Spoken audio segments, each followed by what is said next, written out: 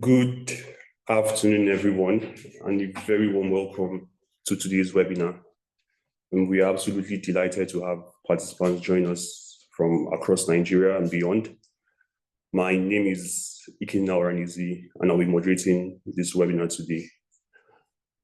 So this webinar brings together experts, practitioners, and advocates who are committed to saving mothers' lives through evidence-based interventions. Today, we'll be focusing on a very key component, which is responsible for saving women early, and this is early detection of PPH management. But before we dive into the webinar proper, I encourage everyone to actively participate. Please feel free to use the chat box to introduce yourself, share your name, your organization, and where you're joining us from. And as the presentations go on, the Q&A section is available for you to drop your questions or thoughts, and we'll be able to take that as we go. We'll quickly just dive in to the main course for today. To officially open the meeting, I'll call on Dr. Chinedu Obikili to give the welcome address for this session. Over to you, Dr. Chinedu. All right. All right, thank you very much, Ikenna.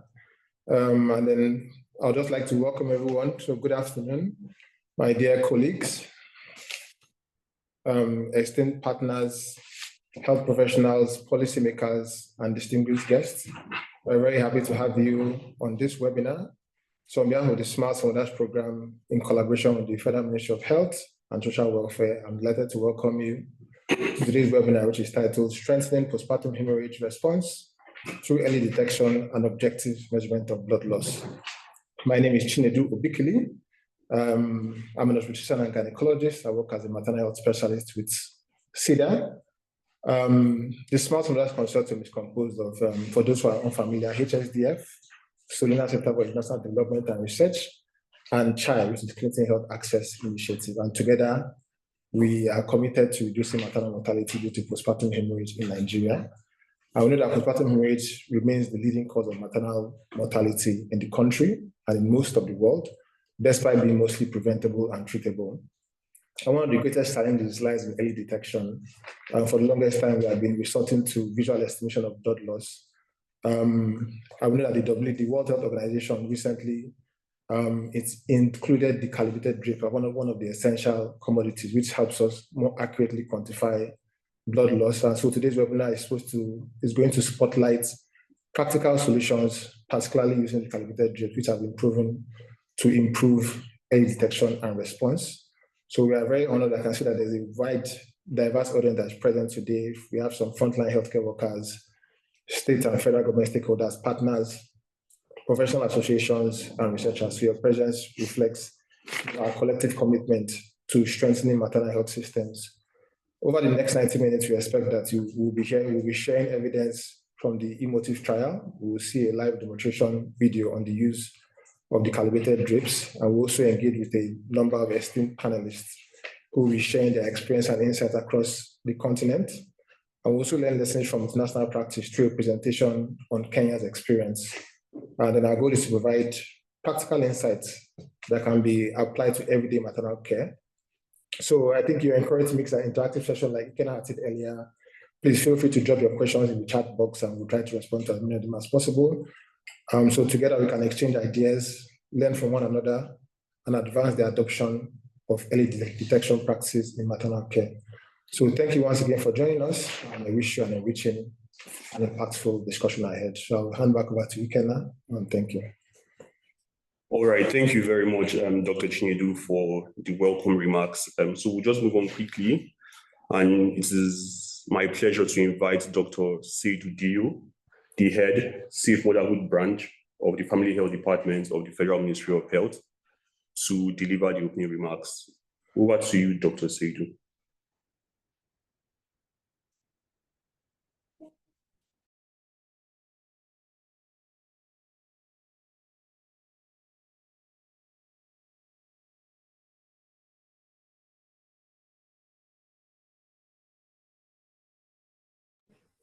All right, I think Dr. Seydou is not on the call, so just for efficient use of time, we'll just quickly move on to the next item on the agenda. So like I said, we have a very interesting lineup for today. So I hope that we all participate and engage as the conversations progress. So we'll just move on quickly to the first presentation for today, where Dr. Aminu Magaji will be making the case for early detection in PPH management. He will show evidence and perspectives on why early detection is pivotal towards saving women's life. So I'll just quickly hand over the mic to Dr. Magaji so that he can take us through this session. Over to you, Dr. Magaji. Okay. Good afternoon, all. I'm very glad to be with you on this platform, and especially to discuss the topmost cause of what kills mothers who are pregnant or during delivery or after. I'm grateful to Solina and to Federal Ministry of Health and whoever that has joined you in organizing this webinar. Can we have the first slide? Hello? Yes. So it's often repeated every fora that we discuss maternal death, that PPH is the #1 cause globally and especially in Nigeria. Deliberately, I've skipped the data, the percentages that's being quoted because I have often quoted them and they had made me so depressed. So I don't want to quote them anymore. So what's the problem that postpartum hemorrhage has remained the #1 cause of maternal death? Simply, the problem is that we rely solely on our visual estimation of blood loss. Okay, we just look at the blood that is spilled or that has soaked the clothes or that has soaked the pad or the delivery underlay and any other thing that the woman's blood has stained and said, oh, I think that this woman lost 300 or this woman lost 200 from what I have seen. So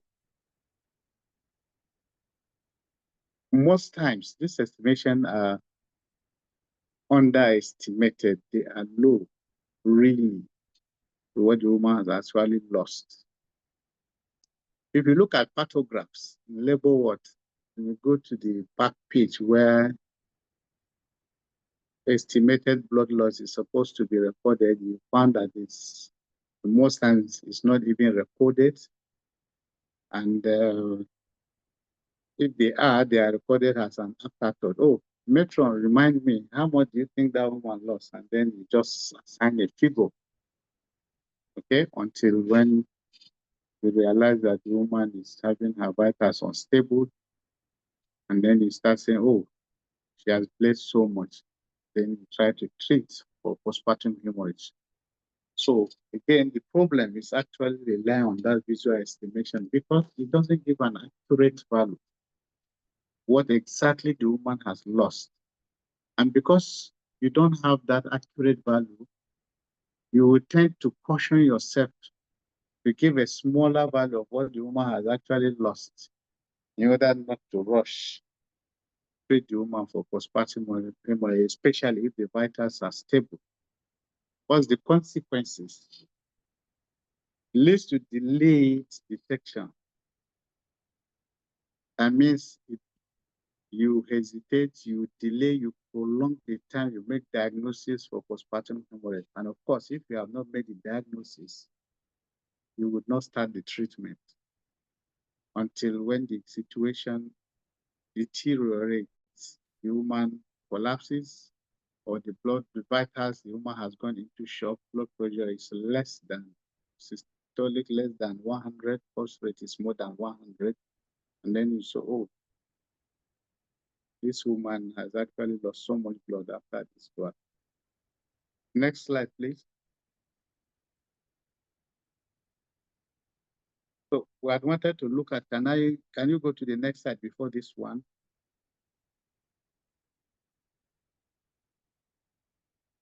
No, the next slide, yes, the estimate, yes. Okay, this is calibrated one. The one before this one is not calibrated. Okay. Okay, so the next one, please, the next slide. Yes. So all of us listening or seeing this picture, how much blood do you think we have lost? This amount of blood that is contained in this blood, how much is it? Even though when you use this method to scoop the blood, you may not have scooped everything. There may still some in the woman's clothing. Some may have drenched the parts used. Some may be on floor. But let's assume you were able to collect this. How much blood loss do you think this is? Most times the case is only about 20–30% correct. Most times. And before even that estimation is made, it takes minimum of 3 to 5 minutes for people to actually arrive at the amount of or the volume of blood they think that is contained. During our training sessions, we have actually measured and see that it takes longer time to decide how much blood is this when it's not in a calibrated container. And next slide.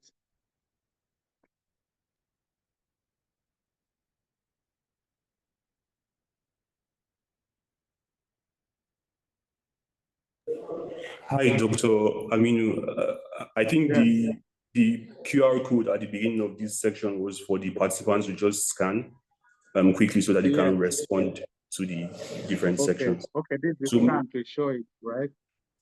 yeah, so we'll just give them a minute. Everyone, please scan the code So and respond. let's go through it. I didn't have this in the slide, so it's nice. Let's the participants try to estimate the blood loss and let's see.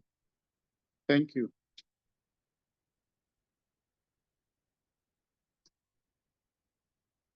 All right, so for everyone on the call, please just scan the QR code. And when you do this, you'll be able to respond to the interactive questions that will come up where you'll be estimating the blood loss, or you can use the link in the chat to be able to access the pool. Thank you. Okay.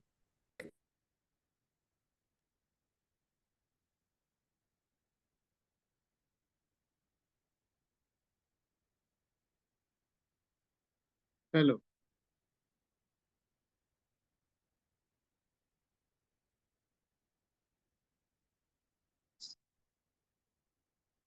All right, so please just react with a thumbs up if you've been able to scan the QR code and can see the first question.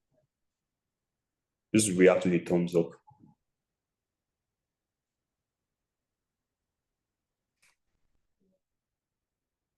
All right, thank you very much. Please keep on scanning and then you can respond to the questions as they pop up on the screen.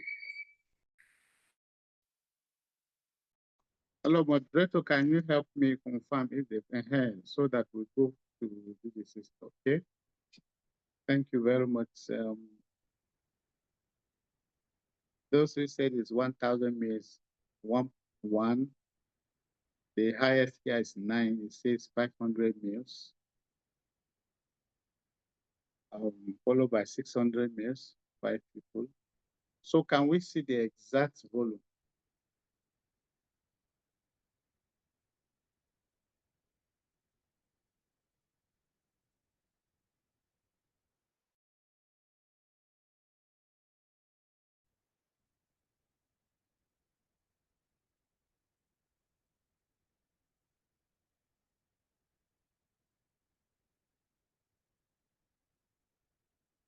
Great. So can see that blood is okay. Let's see the next one, 800 mils.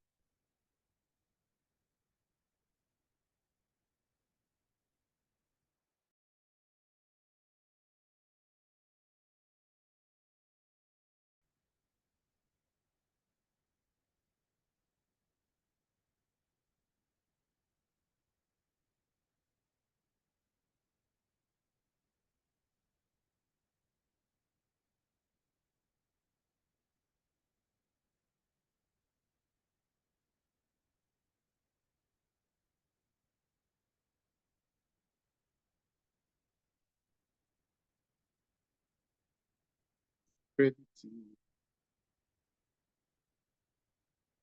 Okay. 21 people, 21 person voted that is 500 mils.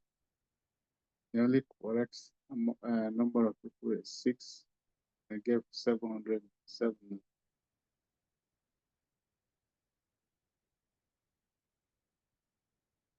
Okay. Very good. Yeah.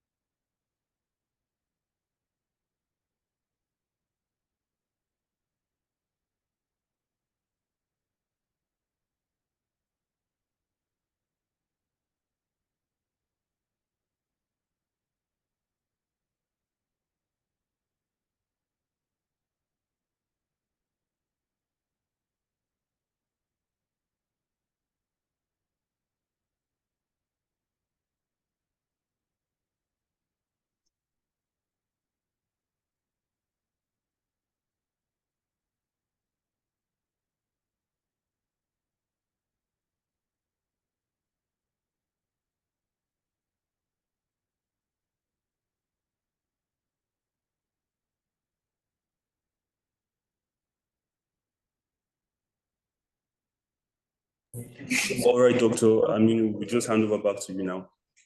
Okay. Thank you very much. We've seen the exercise. Please, can we seen the exercise? The first one, majority.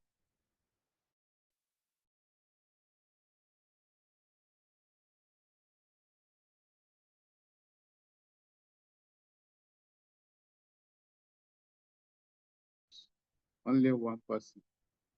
Almost 60% underestimated that is that volume of blood. And then the second one too, 21 out of 27, 28 people said 500 mils, which was far less than what the blood volume was actually was. It was 700 mils. Again, majority underestimated the blood loss. And then the last ones, you can see, surprisingly, that was contained in a calibrated drip. A whopping 90% got it right because they could see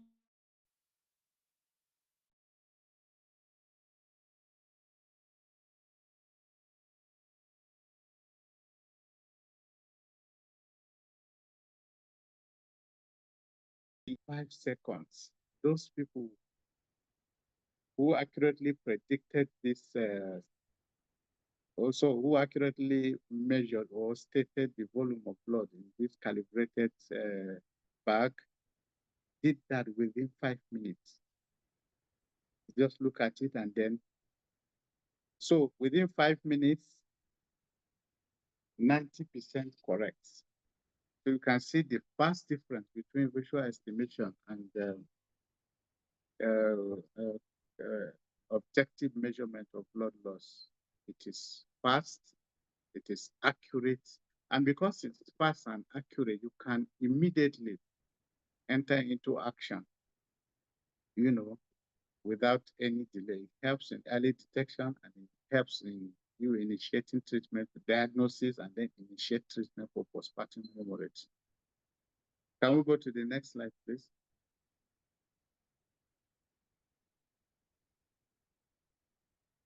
Okay, so I always I like to use in training, I always like to include the one in the syringe because it's also like the calibrated drip. I really don't bring up calibrated drip at exercise for blood loss estimation. I always use the syringe.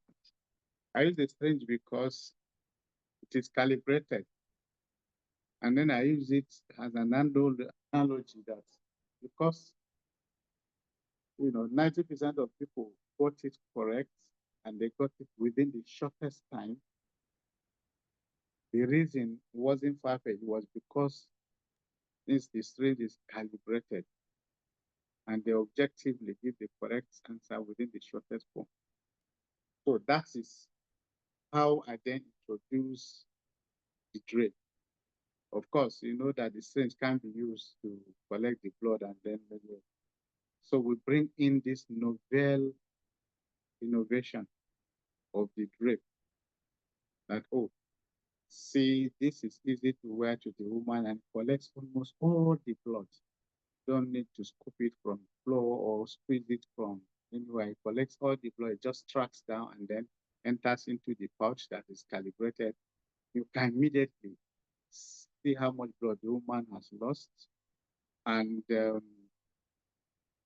it's real time. As the blood is being collected, it's being measured. And when it comes to the volume that is defined as the volume for postpartum hemorrhage, you make the diagnosis quickly, immediately swing into action. That part, that you accurately measure the blood and as quick as possible, allows you to give the intervention the woman needs before severe complications occur. Indeed, in the emotive trial, can we go to the next slide?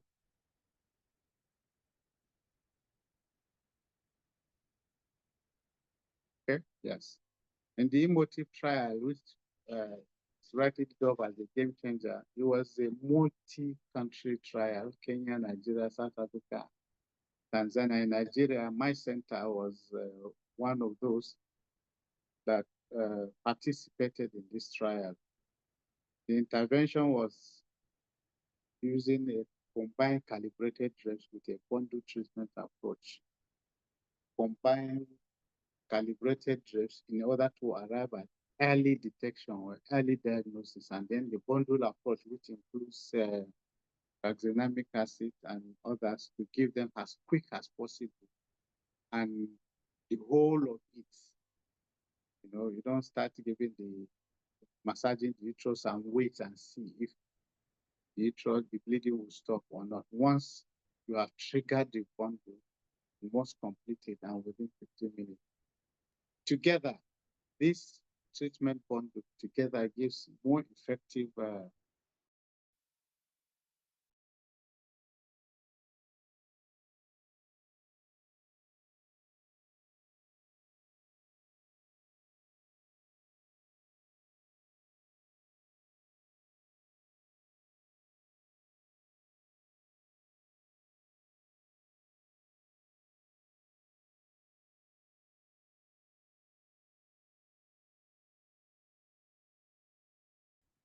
All right.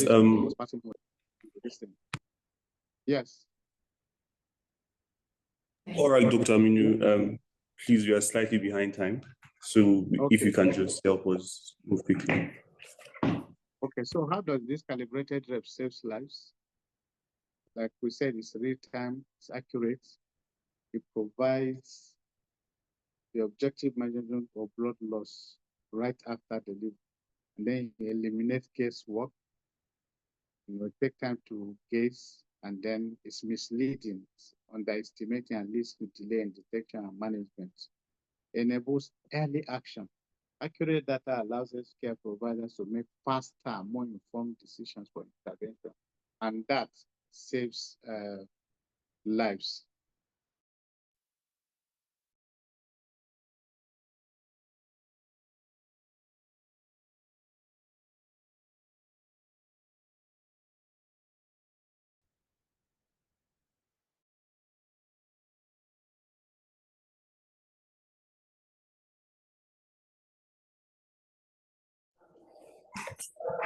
All right. Thank you very much. I think Dr. Aminu Magaji is experiencing some challenges with his internet. But it's been interesting so far to see the importance of calibrated drips in estimating, in accurately measuring blood loss. And Dr. Aminu Magaji was able to show how this tool is a game changer in ensuring that the blood loss is accurately measured and the adequate care is provided to women.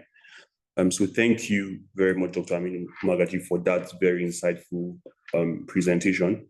We will take questions after a short demo video, which we're going to be watching next. This video will be presented by our very own Dr. Chinedu Obikili, showing how drips can be used to measure blood practically. So we're going to see a practical demonstration of how the calibrated drip is used to measure blood loss. So we'll just quickly play the video now.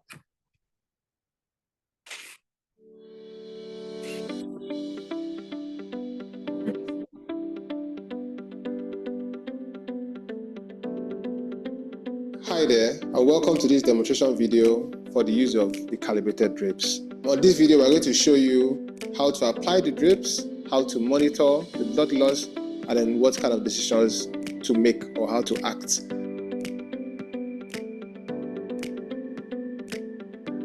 Now, there are a few things that we need to keep into account. One is preparedness. It's important that before the delivery process, we ensure that the drip and every other tool that we need is available. The second is consent. The woman always needs to be aware of what is being done for her. So it's important that at the point of delivery, we inform her that we are going to be using a calibrated drip underneath her to measure her blood loss. An additional thing to consider is that we want every ml of blood that is lost to be accounted for. And so at the point of delivery of the baby, we leave the placenta in situ before we insert the calibrated drip, so that any ml of blood that comes out, once the placenta is out, goes into the calibrated drips and we're able to monitor it. Lastly, it's important to mention that the calibrated drip is meant for single use and should not be reduced for sterile considerations.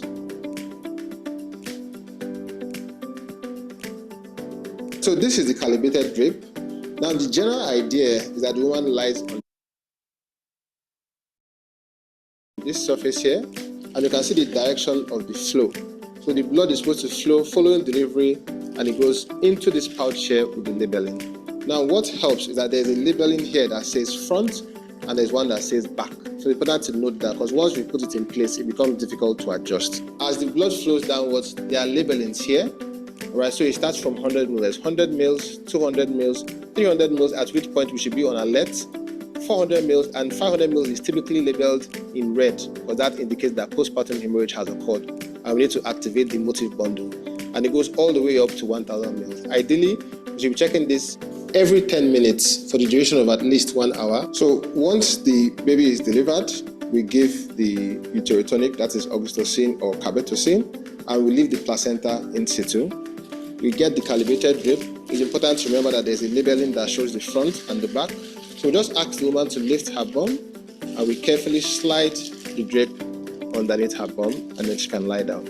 A number of them have a strap at the top, so we clip the strap over her body and clip it this way for those that have that. For those that do not, we can leave it this way. The essence of the strap is just to ensure that when she moves, it does not get displaced. Once the drip is well positioned, every blood that comes out will naturally flow in this direction. So you deliver the placenta by controlled contraction. All right, so once the placenta is delivered, it's kept aside, and it is important to ensure that every blood that flows out from this point in time flows directly into the calibrated drip. You can use a sponge holding forceps to carefully bring out any clots and allow everything to flow into the drip.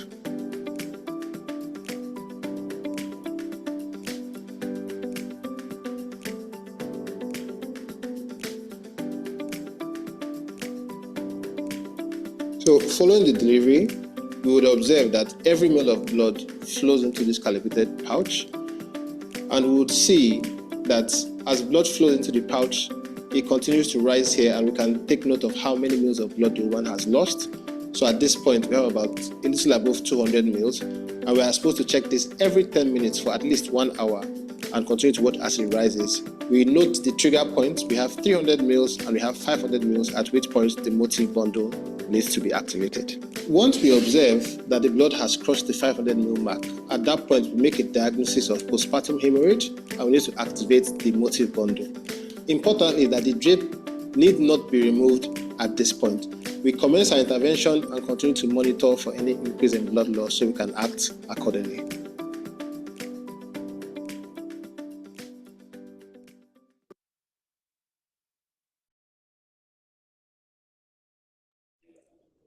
All right, thank you very much. I hope we enjoyed that lovely video that helped visualize how the calibrated drips are used in practice and how it is a powerful tool to be able to make quick diagnosis and immediately kick off the multi-bundle for the treatment of postpartum hemorrhage. So we'll quickly just take questions now. So please, are there any questions or comments or thoughts? Feel free to use the chat box to drop your questions, or the Q&A box rather, to drop your questions or thoughts so far. I'll just give a few minutes for any questions that might come up to be addressed, and then we'll move over quickly to the next item on our agenda.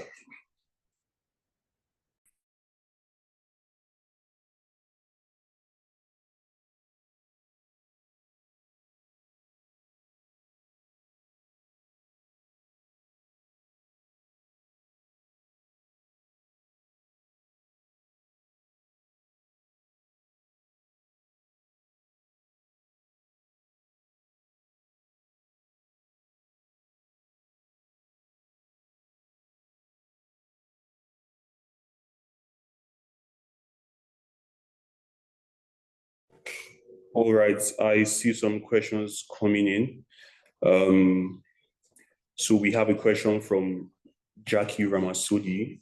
Given that the drips are single use, is there a way to consider more sustainable options? I think that's a very good question. We'll be addressing some of the questions in the chat, while I can also hand over to our panelist and our presenter, Dr. Chinedu, to respond to some of the questions. Also, we have a second question from Mariam Yusuf.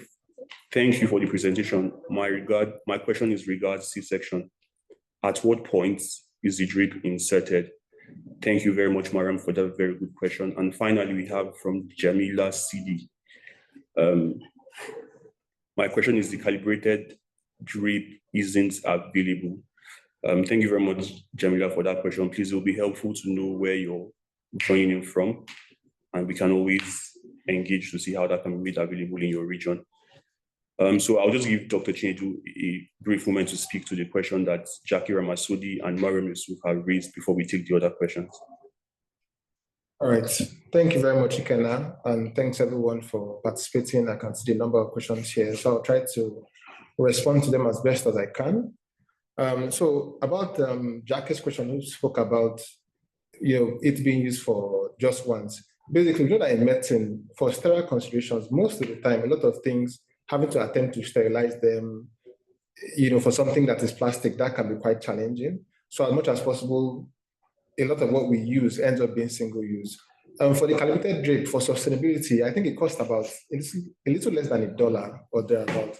And also to try to ensure sustainability, I know the Federal Ministry of Health, alongside the federal government, has ensured that we are having local production within the country now that has maintained the price at a very affordable rate. So for most women who come for delivery, the idea is that they're able to afford about a little less than $1 to use the drip, and then it's discarded, because the implications of attempting to sterilize something of this nature can be quite challenging. And so that's why we recommend single use. It's similar to maybe the cost of 2 ounces of oxytocin or so. And so that is the way we try to ensure some degree of sustainability. And about the questions for the cesarean section, so the drip is typically designed for vaginal deliveries. For cesarean section, we have the operating drips that are used, in which after during the procedures, the suction is used to estimate the exact amount of blood that is lost for a cesarean section. So for the calibrated drip, is mostly used for vaginal deliveries, and then we have other kinds of drip that are used for cesarean section for collection. Even though I'm aware that in some settings, they've started attempting to use the drip for a cesarean section, and the outcomes are looking good as well. What I would think is that at the point in which you're preparing the patient for the procedure, the drip can probably be inserted underneath. However, I imagine that by the time the membranes are ruptured, the light could interfere with that. But I know that some people have used it for a cesarean section, but likely because the patient is going to be semi-conscious or not mobile, having to place a drip after delivery will be difficult. So for a cesarean section, if you feel like you would want to use that, it's probably best inserted before the procedure commences. And I think I can see a question about how this can be gotten. So like I mentioned, it's currently produced in Nigeria, I think an organization called Field also. I think if you reach out to us following the webinar, we'll probably share links to how you can get. So it's available in country. And I think it's less than $1, the equivalent of $1. You know, the exchange rate changes, but I think it's less than 1,500 naira or thereabouts for one. So that's we can help support with how we can get it in your facility. So feel free to reach out to us, and we'll try to ensure that that is available. I see a question here that says, would you agree that prior to initiating this well-proven treatment bundle, we first need to optimize prevention? Yes, absolutely. I agree 100%. And then that's why a lot of the work that we do in Smart Summoners was even focused on prevention. You know, we encourage use of oxytocin, and then where cold chain is not established, carbetocin as well. So prevention is essential and key. But at the same time, we know that we still have about a 3 to 5% risk of postpartum hemorrhage, even when we try to optimize prevention. So one of the key things is also to detect it early using the drips, and so we can treat before the complications worsen. And so that's something that is that's very essential. So I agree, prevention is key. I can see lots of more questions, but I think we're running out of time. So we'll just respond to them in the chat box as we go on along. So I'll hand back over to Ikenna to continue with this. Thank you. All right. Thank you very much, Dr. Chinedu, for your responses to the questions. I see a lot of questions, and we are happy to see that we are engaging and very interested in this new intervention. So please feel free to keep your questions coming in the Q&A box. We'll respond to them via chat. And for those that are asking for how this can be gotten, you can also leave that email address in the comments. We can then reach out to you after now and provide more clarity on how you can get these commodities in your location. So we'll just quickly change gears. We'll be moving over quickly to start. Okay, I see Dr. Oyeni is on the call. Good afternoon, Dr. Samuel Oyeni. I think it's only proper that since you're here, we give you the platform to give the opening remarks for this meeting. So I'll just quickly hand over to Dr. Oyeni for the next 2 minutes, 3 minutes to give the opening remarks. Dr. Oyeni, over to you.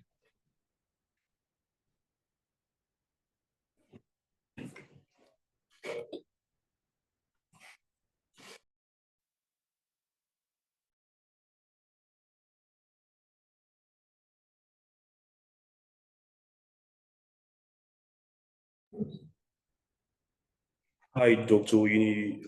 Can you hear me?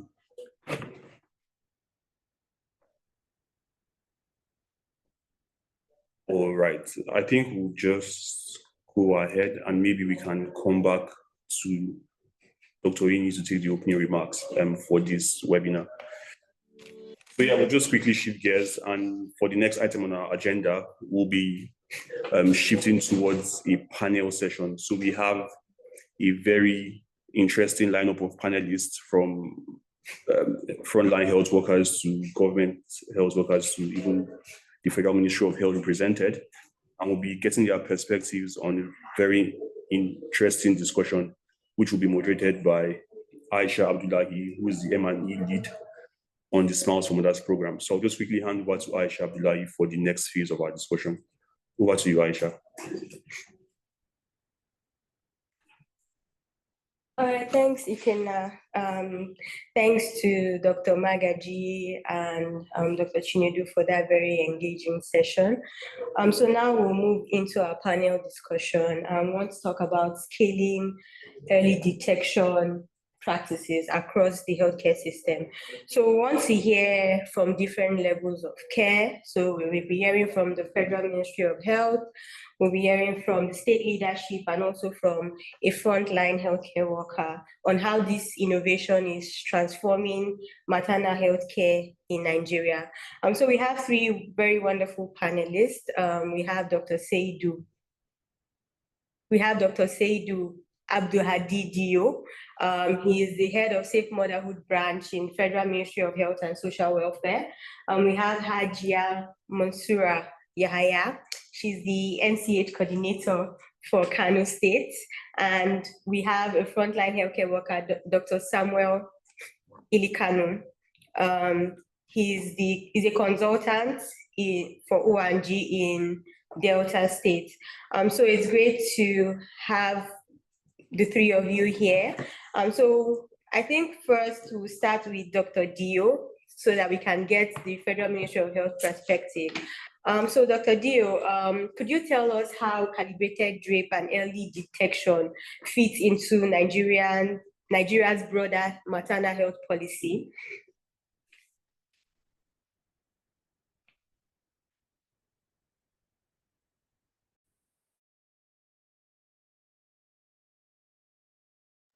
Hi, Dr. Dio, can you hear me? I think you're mute if you're speaking. Yeah. All right. Good morning, everyone. Good morning, colleagues. It's my pleasure to be part of this discussion. And back to your question, I'd like to start by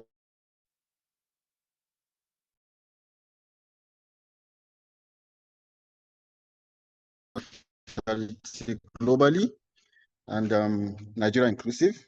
And our data from both DHIS2 and the NOCA platform have shown this. And following the release of WHO guidelines in 2022,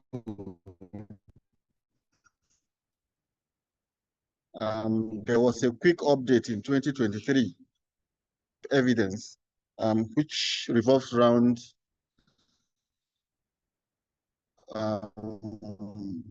measurement, accurate measurement, and of course, instituting management promptly. So these recommendations revolve around routine objective measurement of postpartum hemorrhage using devices such as calibrated drape, and of course,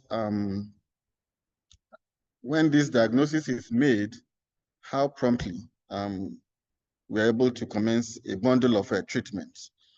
And with coming out of this evidence, of which Nigeria was part of the generation of the evidence, we quickly swung into action.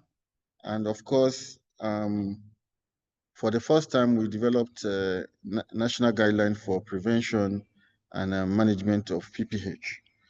And we are all aware that the Health Sector Renewal Investment Initiative, which is the new strategic direction of the government, puts crashing of maternal and newborn mortality at the heart of that plan. So if PPH is the leading cause of this maternal mortality, we are also prioritizing it. So we developed a national guidelines for prevention and management of PPH the first time. And we also went ahead to develop a national training manual for management of PPH. And of course, following that, we have integrated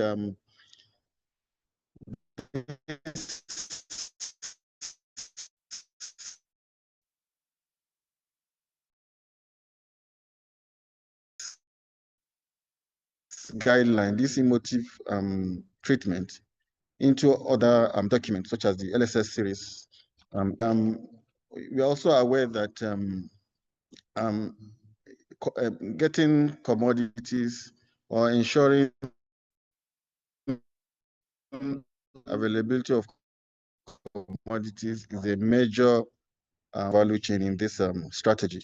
So and of course, calibrated drape is one of those commodities, which ensures that we are able to measure a blood loss objectively. So we didn't stop at that. We went ahead and also developed specifications for what our calibrated drape should look like. And right now, there's a lot of training going on at various levels with the support of our partners, Solina Inclusive, Chai, Japaigo, TA Connect, ASEFAB, and many other organizations are doing this. So I will say that this is one of the core of the government of the country, and we are very serious about preventing maternal mortality and reducing crashing maternal mortality, and especially tackling postpartum hemorrhage. And we think objective measurement of blood loss is key to intervening promptly. Thank you and over. Thank you so much, Dr. Dio. That's a strong policy foundation that we are starting out in Nigeria, including it in our various guidelines, having it available at healthcare workers level for training. So there's one more question I want to ask Dr. Dio. So we have done all of this, but are there some challenges that we visualize that we see in terms of transitioning from visual estimation to using these calibrated drapes at scale? Yes, we have done all the policy work, but what are the challenges that we visualize in terms of scaling it widely across the state and also to the healthcare facilities?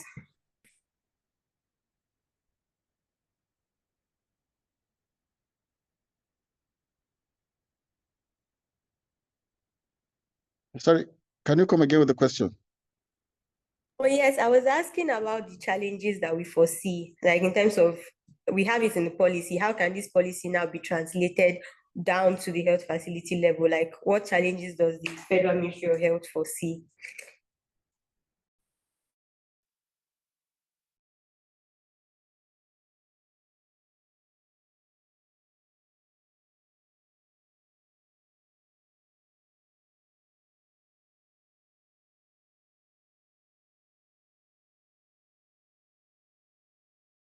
All right, I think Dr. Dio has some network challenges. So for now, I think we'll just hear from the frontline healthcare worker. Hello, Dr. Samuel Ilikanu. We know that. I didn't get your last question. Oh, okay. Hi, Dr. Dio. So I was asking if there are any challenges you foresee in terms of the use of calibrated drapes down to the healthcare workers level. Barriers, challenges. Okay, some of the possible challenges could be the fact that this is a tool we are not used to.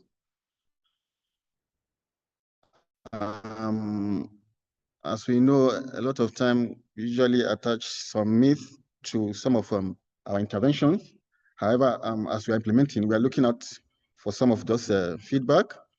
Another challenge could be availability. We are aware it's not widely available.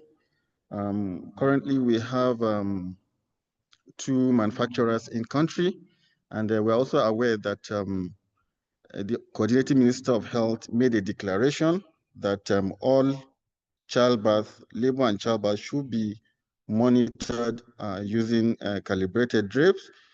So we are hoping that more manufacturers will come on board, and the ones that we have will also be boosted so that they can produce enough for the country. Currently, we are also producing non-biodegradable forms of calibrated drapes. As of today, the manufacturer in Kano has machines for producing the biodegradable forms. However, it's still lacking funds to purchase the raw materials. So I would say we are moving in the right direction. What we need now is more training so that every health worker is conversant with this, so that if the demand is there, that will also drive the supply of these commodities. So 1, availability. 2, we are still using the non-biodegradable forms, and hopefully maybe some rejection that may be coming from patients. Of course, as we are implementing, we are studying that to see if that will come up. Those are some of the challenges we are having for now. Thank you and over. Thank you so much, Dr. Dio. I really liked how you gave the challenges and also outlined like possible mitigation strategies. So I think from what you've said, the major challenges are behavioral change. It's something new and novel. So a lot of times people find it difficult to switch. And then we also have availability. But we have various measures to address all of these challenges in place. Thank you so much. So I think now we can go into from someone who has first-hand experience with using this calibrated drape in the front line. So Dr. Samuel Ilikanu. Good afternoon, sir. So I just want to ask, you to describe your first experience using calibrated drip and how it compares to the regular visual estimation that is being used. Yeah, thank you, Aisha, for your question. Let me start by thanking everyone. I want to thank the coordinators of this program, all the partners, Solina, Jepago, Sida, Chai, and then the Federal Ministry of Health, because if you don't have their backing, then it means that you won't get a headway. Thank you for all you do for women's health and in terms reducing the maternal mortality. Yeah, we just as the initial presenter has mentioned that PPH is a killer and should be prevented at all costs. And then the introduction of our motive bundle has been a game changer. And then specifically, the use of the calibrated drips has also been a game changer in reducing or combating a primary postpartum hemorrhage. Now, the first experience or first-hand experience was, my center, for instance, was a part of the study site for the emotive trial that lasted for 2 years. And just as initial presenter has mentioned, anything getting to bringing a new innovation sometimes could be met with some form of resistance. Resistance in the sense that people perceive it to be an increased workload for them, but when we started the use of the calibrated drips, gradually things started falling in place. So one of the first things we noticed was that the delivery place was not as messy as it used to be, because it means that most of all the blood, the placenta were collected in the calibrated bags and now weighed, and gives you, so because of that, the cleaning process the nurses have to do was reduced significantly. And so they got happier. Nobody wants an extra work with you, and with the Jackman syndrome, not having enough health workers and all that. You see that it reduced a little of the cleaning exercise. And then apart from that, the calibrated drips give us an objective measurement of blood loss. So it is no longer the time where for us, the surgeons, we say we fight with the anesthetists when we're measuring blood loss. This one, it is not guesswork. You are not estimating. You are not saying that it may be this, it may be that. You see the blood loss looking or staring at you, and then you are able to act decisively. So just as we have said, it was a game changer, and it was really a game changer. And we saw its effect immediately following its introduction. Thank you. Thank you so much, Dr. Samuel. So I think apart from objective measurement of blood loss, we can see that calibrated drips help in reducing the messiness of the environment, so making the environment very sterile. So you see that it has additional advantages other than objective blood loss. So one more question, Dr. Samuel. So can you share a specific case, just an example where calibrated drip help to detect excessive bleeding early and then influence the outcome? Okay, so thank you. And if we, from the video Chinedu has played, if you look at the calibrated drips, the beautiful thing is that it has the markings, the blood loss from 100 mils, 200 mils, 300 mils. At the 300 mils, there's a different color coding. And what does that color coding tell you? It tells you that, see, you have to be on the alert, and then before it gets to 500 mils, which is the definition of our primary postpartum hemorrhage, so it is simplified that way.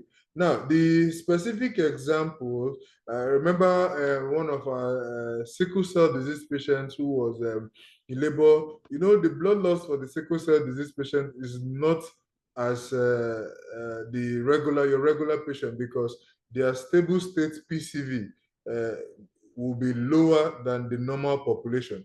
So for a sickle cell disease patient, for instance, you don't need to wait till the patient gets to 500 mils before you start defining primary postpartum hemorrhage. At that time, she may have other hemodynamic compromise. And so when we were monitoring this labor, she was on the drip. Immediately, the blood loss got up to 300 mils. You know, the bundle was instituted. We didn't have to wait for the 500 mils. And that helped save the patient, save the day, also reduce the need for more extra blood transfusions for her, you know, and the cost. So it's just as I mentioned earlier, it's a game changer, objective measurement of blood loss, real time, and you're seeing it directly. Thank you so much, Dr. Samuel, for sharing that experience with us. So I believe every participant can see how life-saving calibrated drips can be. It can prevent all of these complications that we have. So we have seen policy changes, we have seen experience from the frontline healthcare worker. So I think now it's time to get perspective from the state to see how the state is helping in closing this gap between the frontline healthcare workers and the Federal Ministry of Health. So Hajia Mansura, good afternoon, Ma. So please, can you share your experience, what gaps you've seen in terms of healthcare workers' readiness and response to postpartum hemorrhage early?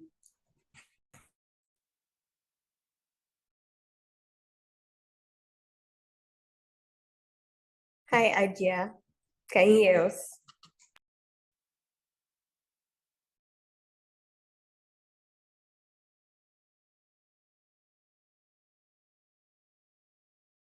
All right, I think Hajia has some network challenges. So in order to save time, I think we'll just go into taking questions from the participants. So if there are any questions for the panelists that you feel like should be addressed, either for Dr. Samuel, the frontline healthcare worker, or you want to know what the Federal Ministry of Health is doing, please, you can quickly type your questions on the chat box and then we'll respond to them.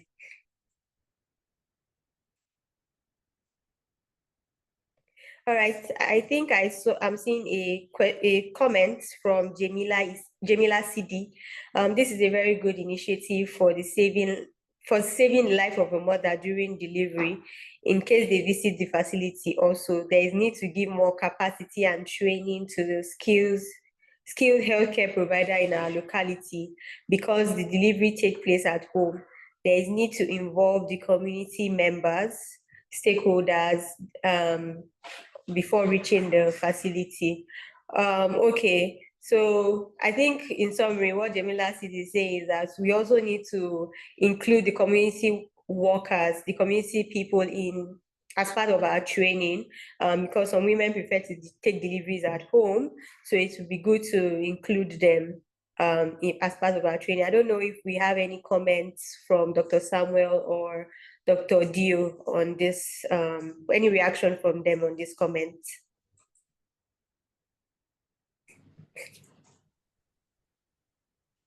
So I didn't get the question. All right, so she was saying that, is there a possibility to include the community healthcare workers or the community workers basically in the training of the use of calibrated drips, because some women prefer to take deliveries at home? Hello, can you hear me, please? Yes, Dr. Dio, I can hear you. Yes. For us, for now, we want to ensure that we get our women to health facilities so that they can get the care they deserve. However, we are aware that a lot of deliveries are happening within the community. And that's why we are not looking at postpartum hemorrhage in isolation. We are looking at how to improve the system so that women will access health facilities. For instance, there's redesign of your community health workforce. This is to ensure that they deliver on their mandates by generating demand within the community, ensuring that pregnant women are linked with facilities so that they can access these services. In the same vein, 2 rounds of assessment of our BMONG facilities was conducted, and currently revitalization of the BMONG facilities are ongoing, because even if you generate demand and the supply side is not good, the women will still not go. So if we also look at our CMONG facilities, some facilities are providing free CMONG services for women, and a lot of rehabilitation are ongoing. Commodities have been procured. Our NEMSAS, the ambulance services, is being strengthened now. And again, there's a community aspect of it known as RESMAT, which is currently in about 33 MAMI LGAs. All these are to ensure that we are able to move women from the community to the facility within the shortest possible time at no cost to the women. So for now, the intervention is facility-based and not encouraging that women deliver at home. Over, please. Thank you. Okay. Please, So, Dr. Samuel, go ahead. Yeah, thank you, Dr. Dio, for that clarification. Yeah, the emphasis is that we want to get health workers, by that we're meaning a skilled birth attendant, because advocacy is that every delivery should be attended by a skilled birth attendant, because with that we're going to reduce most of these complications we're talking about. The danger signs and all those things will be identified for easily referral. Now, those are not the things we'll be discussing with the traditional birth attendants and co at the moment. So, like in Delta State, we also have other trainings for them so that they can detect danger signs early enough, so that they can also know the pregnancies that they are not going to be managing, pregnancies that are also at risk for PPH, they're not supposed to be managing, so that our women can deliver in the hospitals. Thank you. Thank you so much, Dr. Samuel and Dr. Dio. Yes, it's great to see that from the Federal Ministry of Health, there's the MAMI initiative ensuring that women are going to the facilities. So they are addressing every gap that will stop women from getting to the facility to access adequate health care.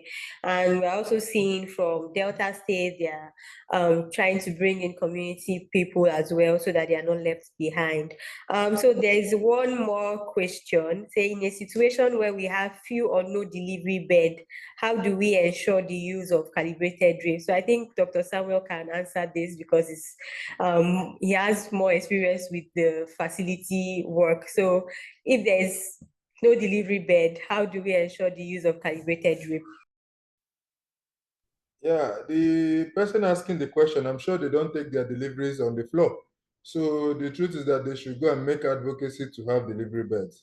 You should have delivery. If you say you're offering an EMONG service, whether be it basic or the comprehensive EMONG, I think one of the basic infrastructure you need is to have a delivery bed. So because you're not going to take the deliveries on the floor. If not, even the healthcare worker is going to have low back pain and all that. So they should go to the hospital head, if it's the state facility or federal facility, to make sure that they have delivery beds. Delivery bed must not be when you have up to 100 delivery beds, because you won't have 100 women delivering at the same time.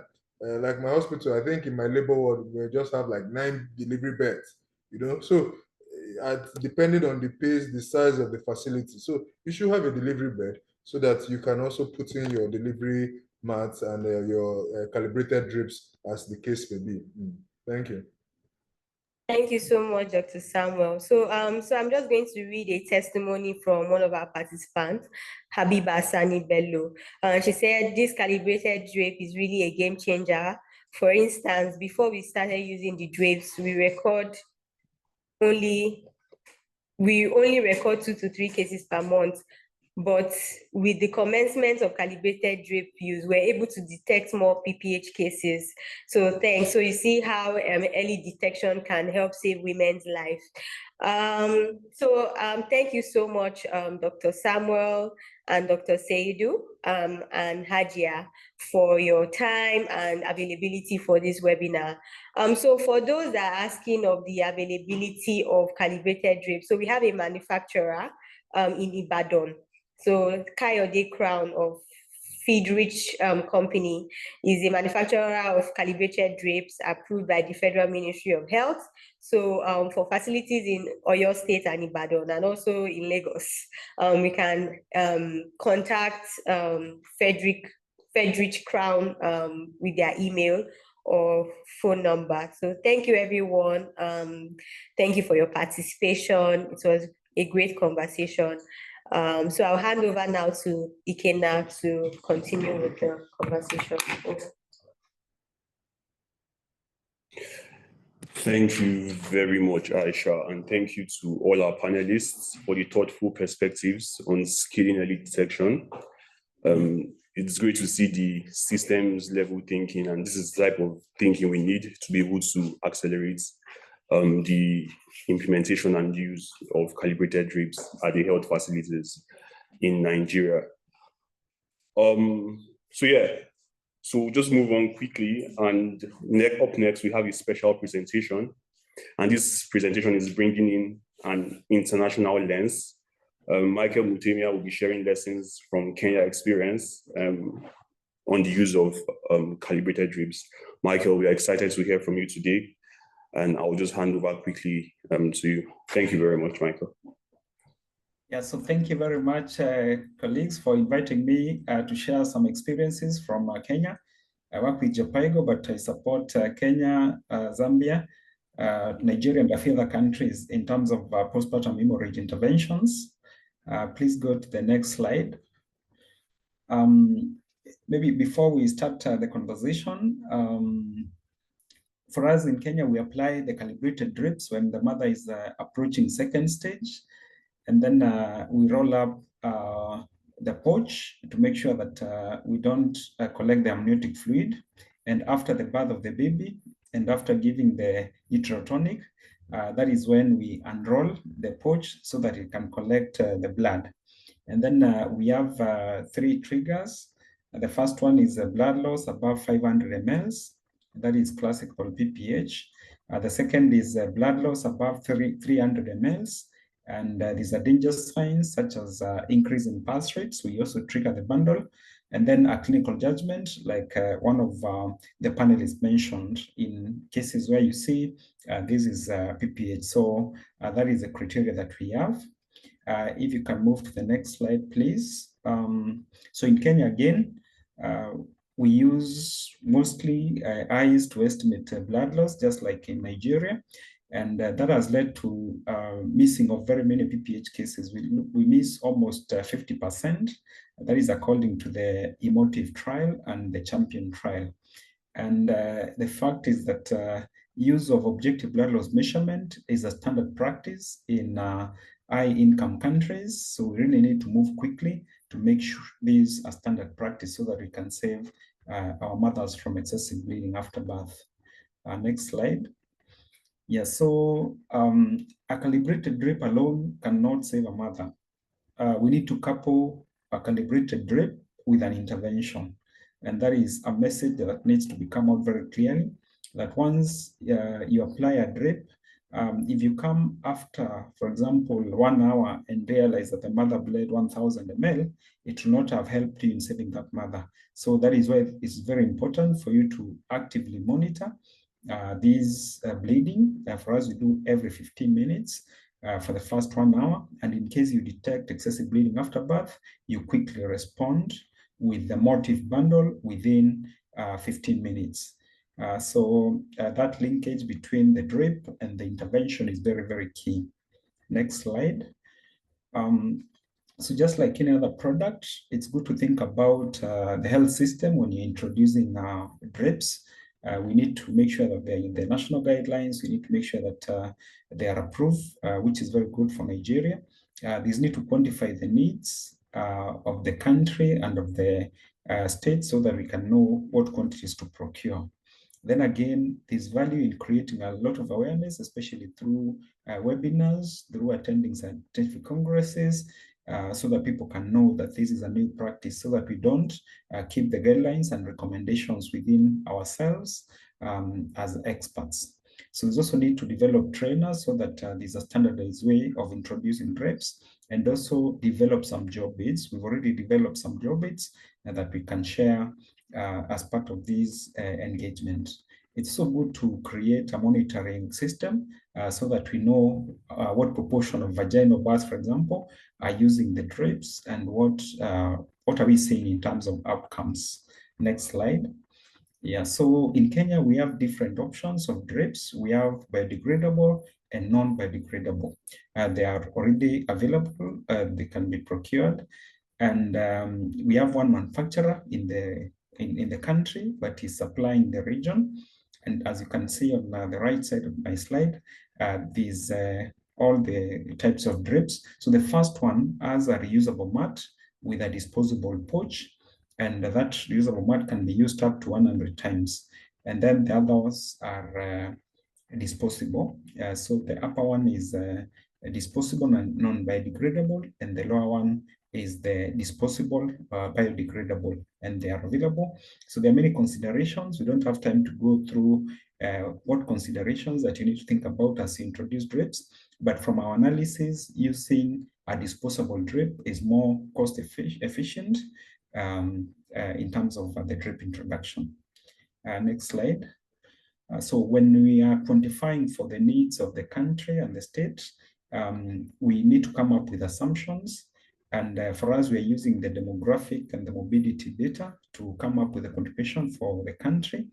And our decision as a country is that we use 1 drip for every vaginal birth, and then 2 drips for PPH cases, because for non-PPH cases, you monitor them for 1 hour.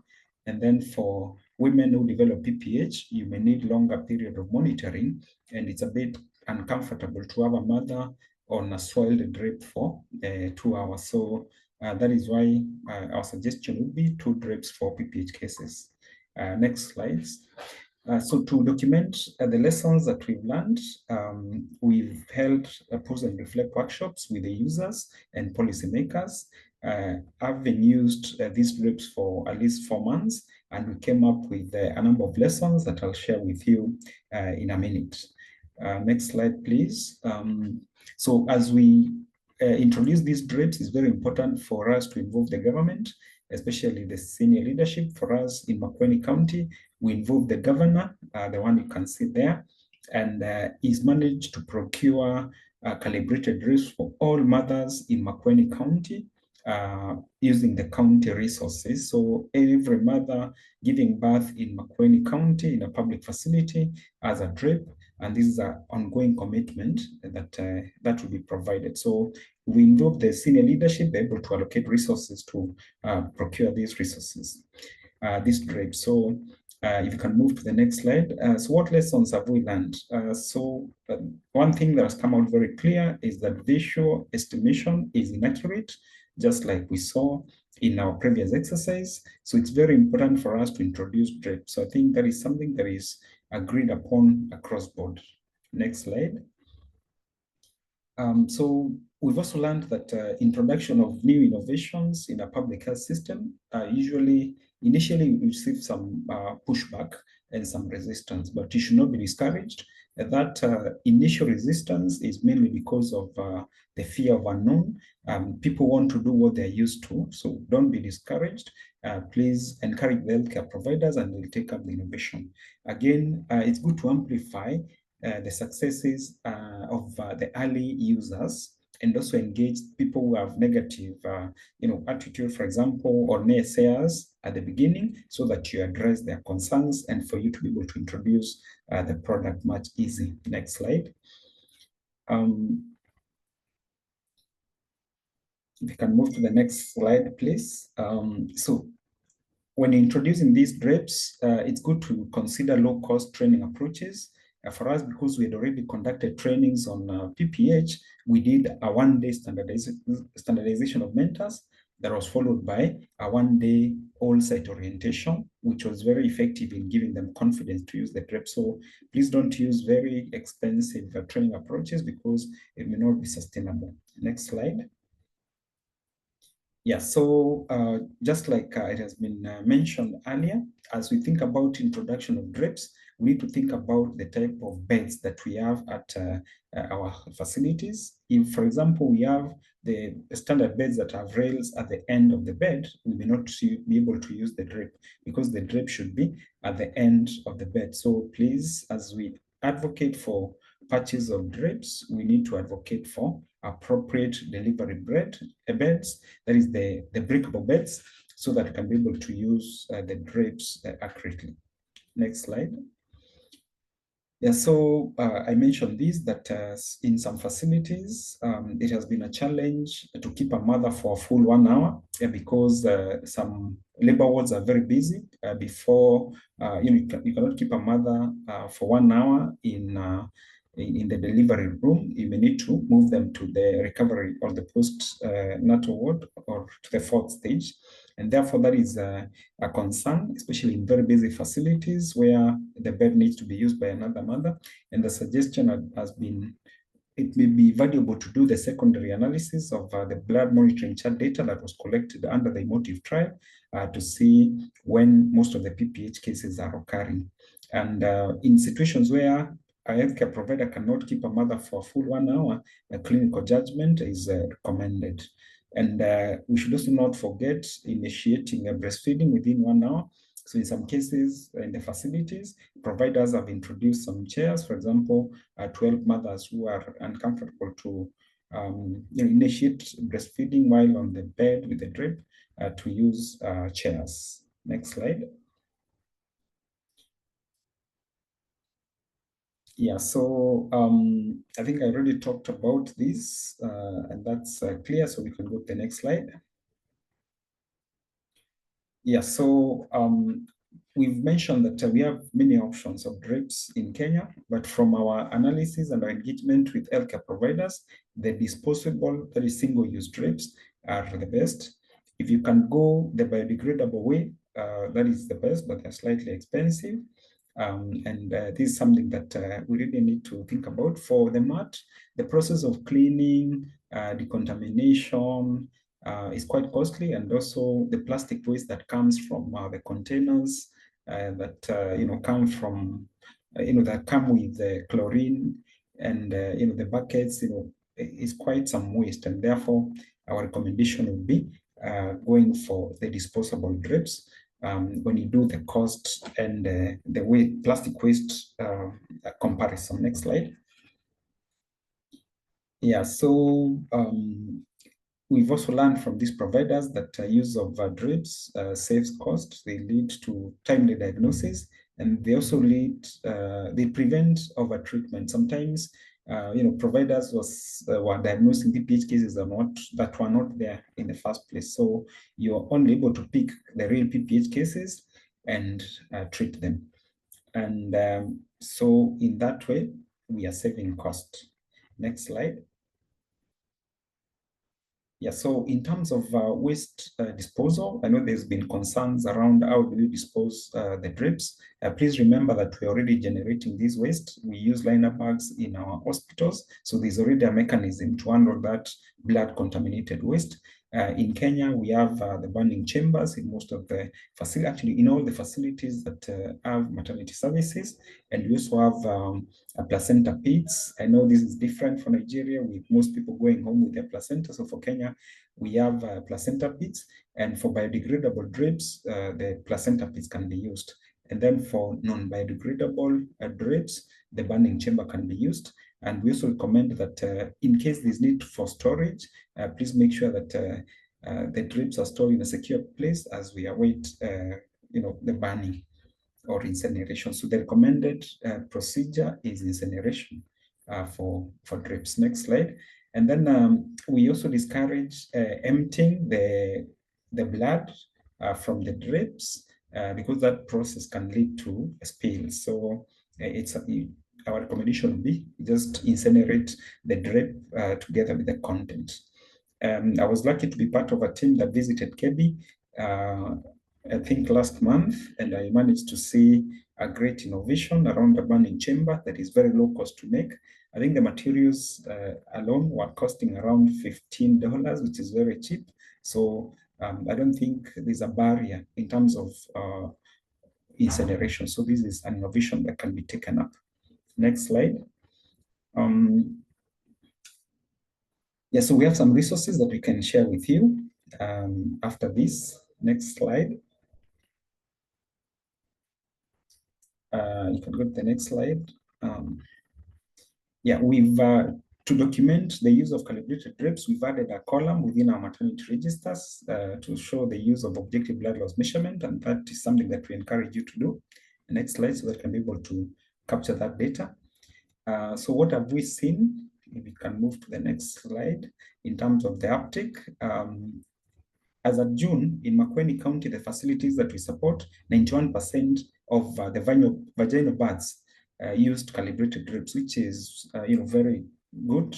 It shows that this innovation is feasible and it can be introduced and it's acceptable among healthcare providers. We've not had situations where clients reject the drip.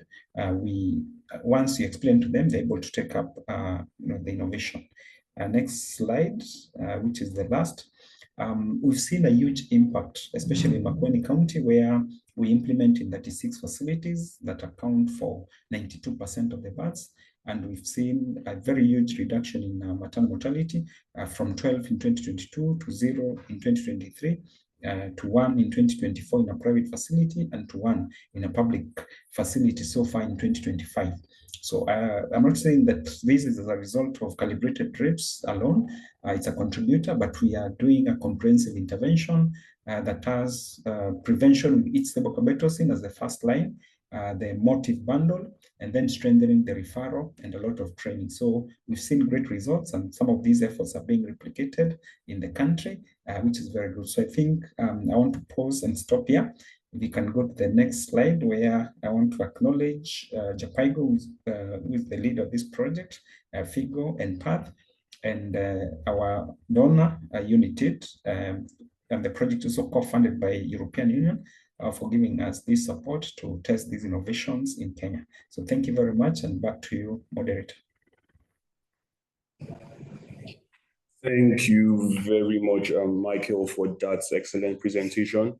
It was really insightful to see all of the great work ongoing in Kenya, and I think they provide us lessons here in Nigeria that we can adapt to our own context.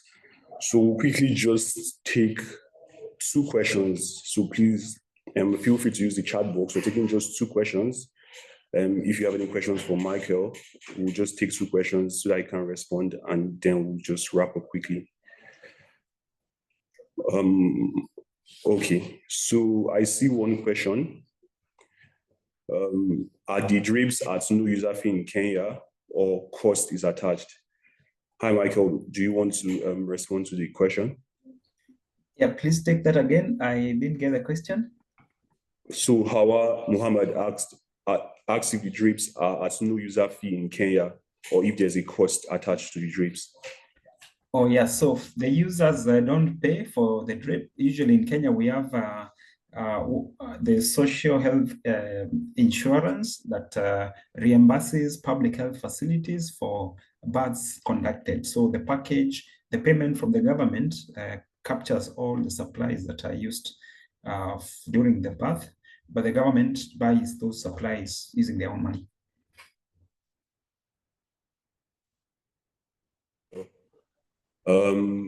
Are there any other questions? All right, so please feel free to still drop your questions in the Q&A section or in the chat box. We'll respond to them. But for want of time, we'll just quickly check in with Dr. Samuel Oyeniyi to see if he's on the call. So he can just give a word to the house before we wrap up.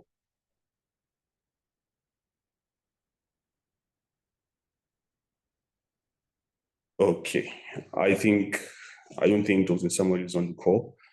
All right, so we'll just wrap up here. And it's been a very interesting session. I hope that our time here has been engaging and interesting. It's been very nice to hear the experience in Kenya and seeing that visual estimation is not the way to go, as the drips are available. And every missed diagnosis is a missed treatment, which directly translates to maternal mortality and morbidity. It's also very interesting to learn from the presentations that innovations typically meet resistance, but with continued advocacy and engagement with the health facility and at the higher government level, we can be able to achieve success. Michael also highlighted how facility-based training, low-level facility-based training is helpful in ensuring the uptake of newer interventions. So we can always adapt our context in Nigeria to have abridged training programs that would help the health workers be more aware of new interventions and able to use these interventions. So I would like to thank all our speakers, from Dr. Aminu Magaji to Dr. Chinedu Obikili, who facilitated the presentation, and our esteemed and distinguished panelists, Dr. Seidu Dio, Hajia Mansura Yahaya, and Dr. Samuel Ilikanu. Also, big shout out to Aisha Abdullahi, who facilitated that session wonderfully. And thank you so much to all our participants and attendees today. I hope you had a lovely time.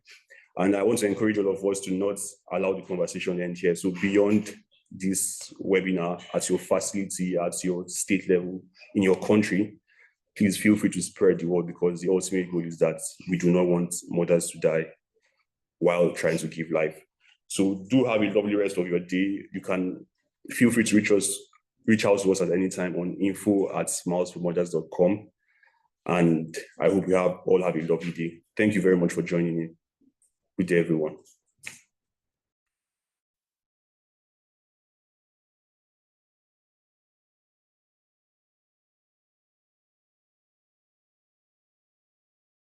Thank you.